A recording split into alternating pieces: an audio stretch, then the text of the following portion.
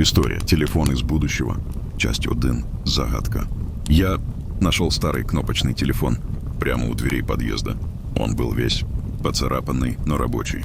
Самое странное, в контактах была только одна запись. Ты через 24 часа. Я нажал вызов и услышал свой голос. Не игнорируй предупреждение. Завтра все изменится. Телефон выключился сам по себе, а батарея была пустая, хотя секунду назад показывала 100%.